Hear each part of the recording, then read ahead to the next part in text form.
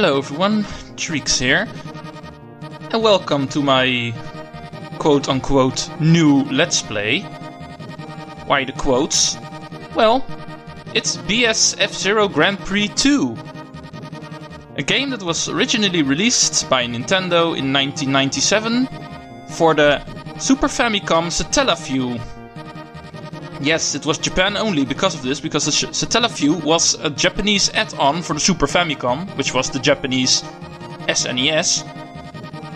It was therefore only available there through broadcasting, because that is what the Satellaview did. More on the Satellaview later. In this first episode I'm just going to talk about this game, because I am going to have to do this leak. Yes, there's only one leak. 4 times, because there's 4 new machines and I'd like to cover all of them. That's my rule for these kinds of games. Do at least every character or machine in this case once, at least every difficulty once, at least every cup or league, whatever it's called, once. There's only one leak in this game, and there's only 4 characters. Well, not really, it is 4 machines, but it's new machines, we haven't seen any of them. This game is kind of a DLC to the original F-Zero. That's the reason I'm treating it like it is still part of F-Zero, and that's the reason I put it right behind the original project. Because BS F-Zero, the BS stands for Broadcast Satellaview, by the way. It does not stand for the other BS you're probably thinking of right now. But it is more an add-on to the original game than it actually is a sequel. So I'm treating it as DLC, as we know it right now. There weren't any internet consoles back then.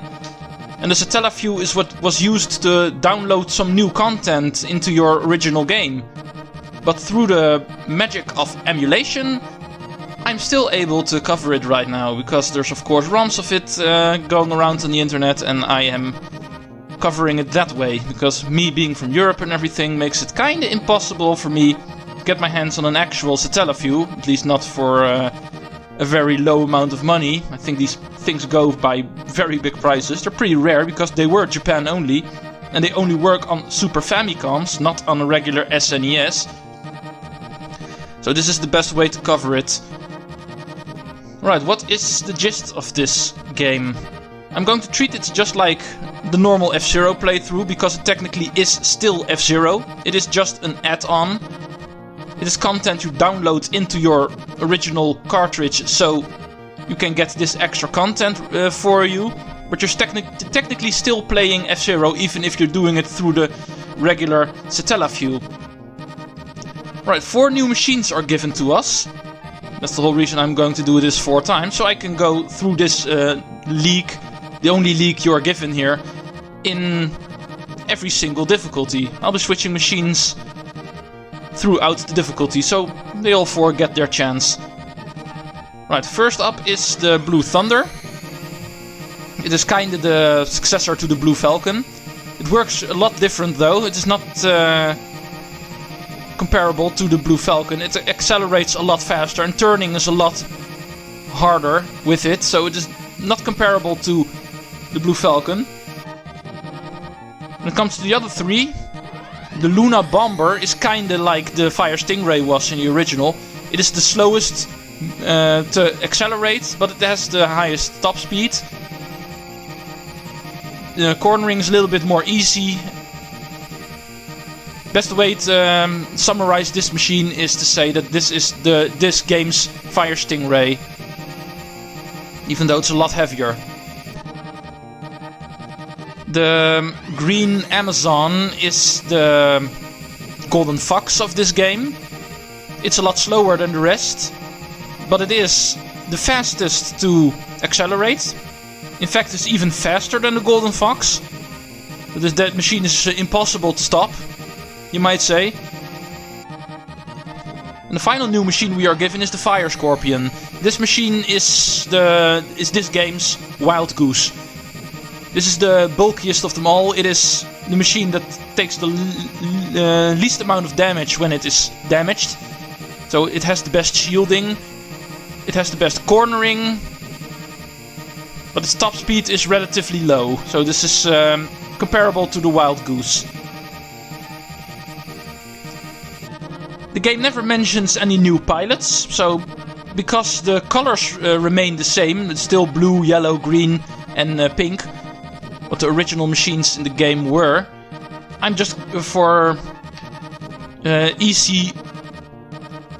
I'm just going to say that the same pilots from the original F-Zero game are still present in this one. So I think I'm going to say the Blue Thunder is being piloted by Captain Falcon still. The Luna Bomber by Dr. Stewart, even though this machine is not even close to what the Golden Fox was. But still, the color resembles it at most. The Green Amazon is Pico, I think. Over the Fire Scorpion. Yeah, that one's Samurai Goros. It even still has the fire in its name. Just like the blue is still in here.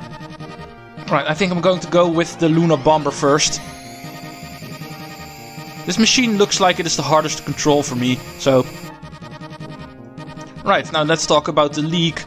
Only the Ace League is available, there's no unlocks, so there's nothing else to get to the empty spaces behind this. It is Ace League only. The classes are still all present, you even start with Master from the beginning, you don't even have to beat Expert in order to unlock that in this game. So right, let's get into it. We finally get some new content. This is a very obscure game, like I already mentioned. This game was never released as a cartridge, so it is very rare to play. Even though it is still technically still F-Zero, you actually have to have the Satellaview in order to play this originally. Thank God for emulation stuff nowadays.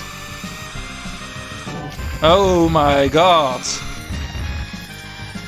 Like I said, cornering with this thing pretty much impossible, especially if you get boost panels, because boost panels are killer for your cornering. It hasn't really come up yet, but whenever you are touching boost panels, it becomes harder to steer. So let's skip out on those boost panels over there. Yeah, they didn't just make any new content when they decided to broadcast this. They also made sure it's a lot harder than everything we've done so far. Right, let's talk about some things. Because it is obvious that because I'm going to have to do this. I didn't want to touch that one. Right, let's get back to talking. Because it is obvious I'm going to have to do the same content multiple times. I'm going through this league 4 times now. I'm going to have to make it a little more interesting before the gameplay becomes too stale. I have some topics to talk about. And today I'm just going to have to talk about the most basic topic of them all, namely this game in general. The Nintendo Satellaview was something that was introduced by Nintendo in the mid-90s in order to expand their SNES, or Super Famicom technically, because it was Japan only. Because of this, some games on the SNES or Super Famicom were given some new content. This game was one of them. Every single game that had this extra content was only available through broadcasting. It was the whole way the Satellaview worked, through broadcasting. So there was a given time that you had to be ready, so to say, to download this content. You had to have the Satellaview ready, and you had to have a satellite attached to it. And then whenever it was time for a broadcast, Nintendo started broadcasting these the content for these games. And you were able to catch that through your satellite, which was attached to your Satellaview. which was in its turn attached to the Super Famicom. You were able to download these content. And there were multiple broadcasts. This game in particular had 5 broadcasts.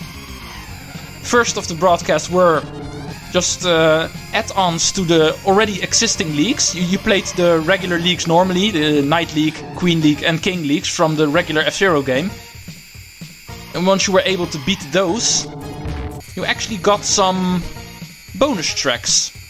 The first one being this one, Big Blue 2, the one I'm playing right now, and a new Big Blue they made. This one was only available in the first broadcast. It was a bonus track. It became the 6th track in whatever cup you were playing. So it was kind of a reward for you. Oh, dang it! For you being able to clear a league. And the same deal was with the 2nd, 3rd, and 4th broadcast of this game. The 3rd track in the Ace League was originally the bonus track for the 2nd broadcast, and the 3rd track was the bonus track for the 3rd broadcast, etc, etc. So eventually, after 4 broadcasts, there were 4 new tracks, who were originally placed as the bonus tracks in the already existing leagues. And eventually they decided, hey, we've got a couple of new tracks now, let's make an entire new league out of that. Which they did.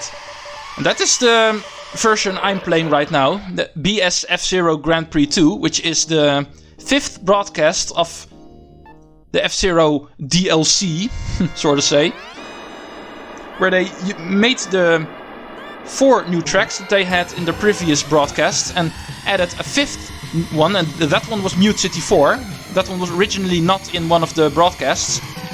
They made that one in order to make a complete league, so the league has 5 courses, like any other league had. And they made an entire new league out of that. That was the gist of the F-Zero broadcasts. More on the Satellaview and how that exactly works later. That's for tomorrow's episode when I'm playing on Standard. Because F-Zero was obviously not the only one they had some broadcast with. So I'll be talking about the not F-Zero, but the Satellaview in general, and some other of the Satellaview things later. But now I'd just like to focus on this game, because I also have to talk about these new tracks. Right, this is Sandstorm. This is the kinda like Sand Ocean, you might say. It even has the same music, so... Right, there was another thing about the broadcasts. This version does not have it, but there are actually some new music tracks in some of the broadcasts they did. It was not just new content in the sense of just new tracks and new machines they added. They actually made some new music for it as well, some remixes of the existing tracks. I believe those were only present in the original broadcast, which I'm obviously not going to play, because every single thing the original broadcast had is all present in this game, with maybe the exception of the new music and some of the voice acting. Yeah, they even added some voice acting. But that's all Japanese gibberish, so I don't think me or anybody watching this is going to want to watch that, so that is not something I'm going to miss. But anyway, there were as you see, some new extra additions they did that are maybe not present here. This track is giving me a lot of trouble. I did manage to win it. I don't think it was a bad choice to start with this machine. This machine handles terribly. It might be the fastest, but it is absolutely awful to control. Right, Silence 2. This was the bonus track for broadcast number 3. I believe they all happened in a time span of 5 weeks. That it was 1 week. There was one broadcast, then the next week, on a Saturday I believe it was, The next one was, and I believe that went in a span of 5 weeks. Where they eventually decided to throw everything they had into a compilation broadcast. Which is the one I'm playing right now.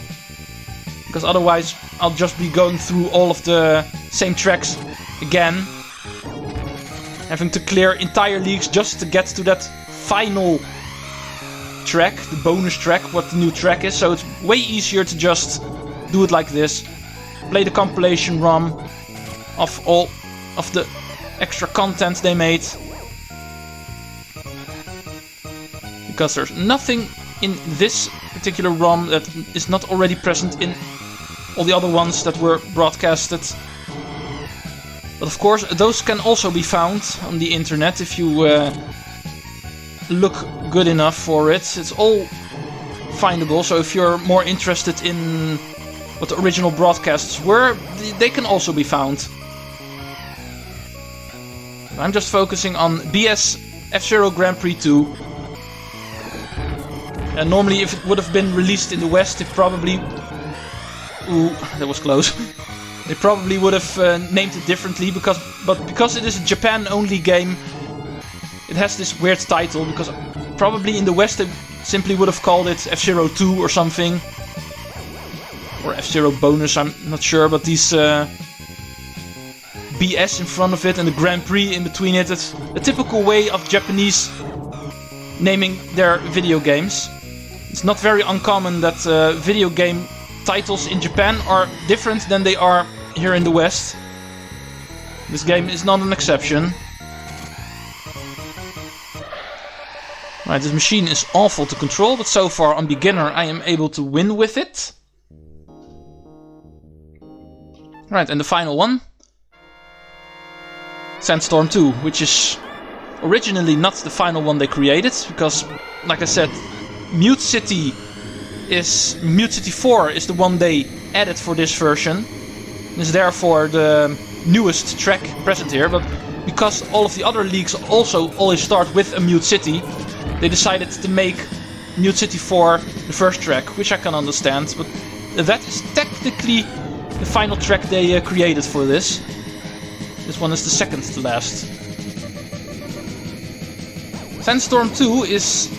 You might already hear it by the music. You can't really feel it because you're not the ones playing it. I am. But this is like Deathwind, a wind track. There's wind here pushing me to all the sides depending on which direction I'm going, and it's really godforsaken awful. As always. I'm going to have to use my pit area here, because this is not going well. I don't even dare boost here.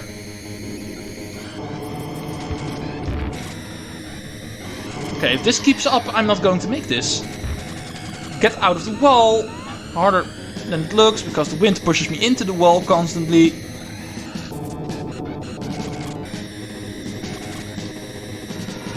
Man, this is another track where surviving is harder than actually winning. This is just beginner, so I don't really think the CPU is going to be that much of a trouble. Come on, stop pushing me.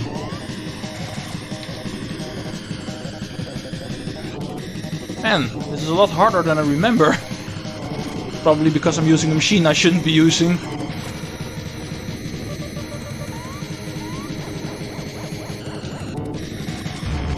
Right, let's try to stay alive. I don't mind losing the track.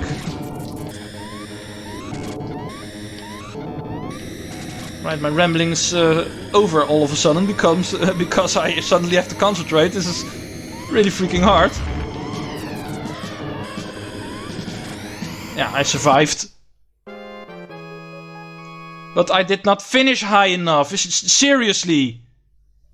Is this serious?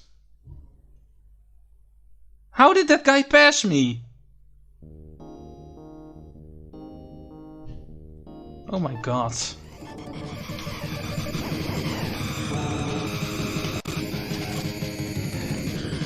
I'm doing a lot better this time.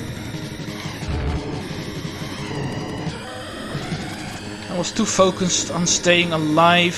I forgot that you can rank out. Right, this time I got it. First place even. Man, this one's going to be a doozy on Master. But I'll be picking a better machine for that. Right, that was the Luna Bomber. If you are wise, do not pick this machine. As you can see, even beginner gives trouble. Absolutely awful machine. Even worse than any of the 4 machines in the original F-Zero. Really can't control it that well. I know I've been talking through all of this, so I did not really focus on how the machine played, but this machine, trust me, is really awful to control. It took me all the effort. Even retired ones on beginner. But only once.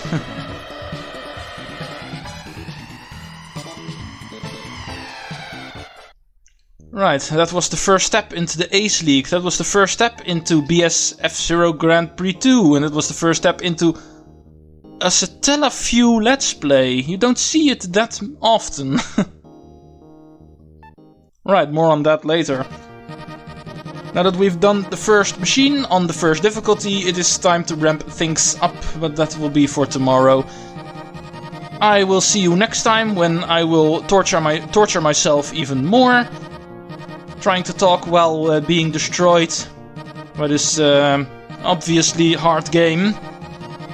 But hey, it's my own choice to do it. Anyway, Treecks out.